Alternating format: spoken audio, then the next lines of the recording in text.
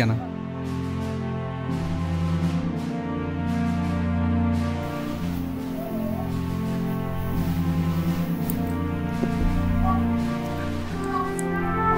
বন্ধুরা, আজ আমি অবস্থান করছি বান্দরবানের বিস্ময়কর এক জায়গায়, দেবতাখুম।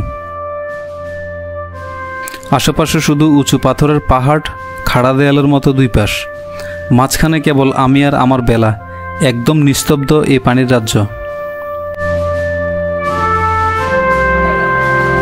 পানিটা এতটাই স্বচ্ছ আর এতটাই গভীর, নিচটা দেখা যায় না, কিন্তু পানির রঙে একটা সবুজ মায়া লুকিয়ে আছে।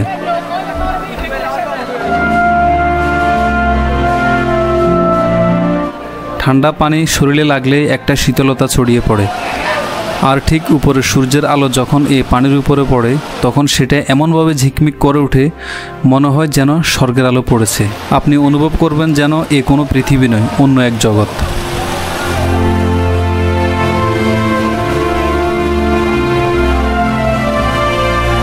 এই জায়গাটিকে দেবতাখুম বলা হয় কারণ এখানকার আদিবাসীরা মনে করে এটি দেবতাদের বাসস্থান অথবা তাদের উপাসনার জায়গা।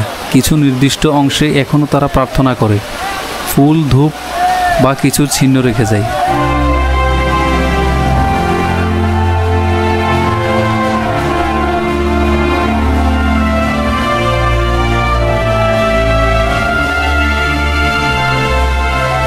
এই বেলা কিন্তু আমি নিজে চালাচ্ছি।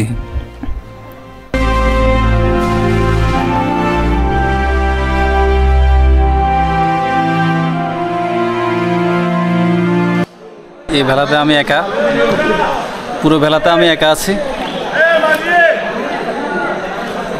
পুরো ভেলাতে আমি একা আছি। এটা হচ্ছে দেবতাখুম, একটি ঐতিহাসিক এবং ধর্মীয় ভাবগাম্ভর্যিক একটি স্থানে আছে আমি। তো অলরেডি দুই ভাই চলে আসছে ওখান থেকে, আমি যাওয়ার পথে। ভাই, আপনারা কখন বেরিয়েছেন? আমরা বাইরেছি এমনি বাসাই থেকে সকাল বাইরেছি আপনার 6টার মধ্যে। কোন জায়গা থেকে আসছেন? চকরিয়া, কক্সবাজার চকরিয়া থেকে। এখন এই বেলাতে উঠছেন কখন? এখন উঠছি আমরা কয়টায়? আমরা মেবি 4টার মধ্যে উঠছি। আচ্ছা, এখন কতক্ষণ লাগবে ভাই ওখানে যাইতে? এর মতো এখানে যাইতে আমরা 20 মিনিট লাগে। 20 মিনিট। তাহলে ডিলে না করে চলে যাওয়াটা ভালো হবে। হ্যাঁ হ্যাঁ, ঠিক আছে। ব্লগার নাকি ভাইয়া? প্লেস আছে কেন কি ভাইয়া? ব্লগার নাকি? হ্যাঁ, নাম কি? Travel and solution. আমি নিজে হাতে বেলাটি চালিয়ে শেষ প্রান্তে পৌঁছেছি। যতদূর কর্তৃপক্ষের অনুমতি আছে বা যতদূর বেলাটি যায়, এটা এক ধরনের আত্মিক অনুভব। নিজ হাতে একটা নৌকা চালিয়ে প্রকৃতির ভিতরে প্রবেশ করা, বাঁকে বাঁকে জল আর পাথর মিলে এক অদ্ভুত মোহময় পরিবেশ সৃষ্টি করে।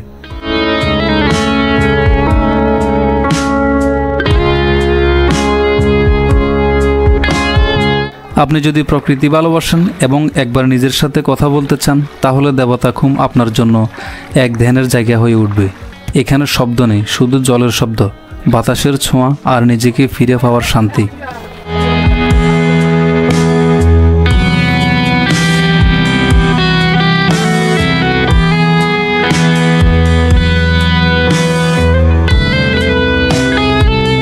যে জিনিসটা আমাকে সবচেয়ে বেশি টেনেছে সেটা হচ্ছে এই বাঁশের নৌকাটা বা বাঁশের বেলাটি।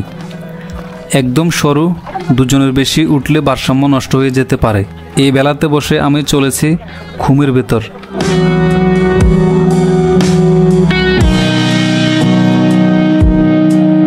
চারপাশ পাথরের উঁচু দেয়াল, উপরে তাকালে আকাশটা সির্ফ একটা সরু ফাঁক মনে হয়।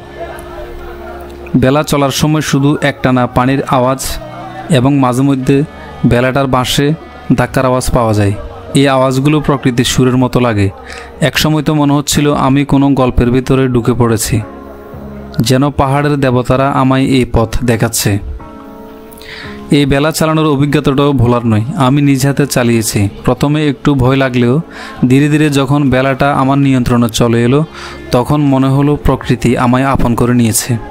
ছোট্ট এক টুকরো বাঁশের বেলা, কিন্তু এর পিঠে বসে আপনি প্রকৃতিকে অন্যভাবে দেখবেন। এক ধরনের মুক্তি, শান্তি, যা আপনি হেঁটে বা দেখে কখনোই পাবেন না।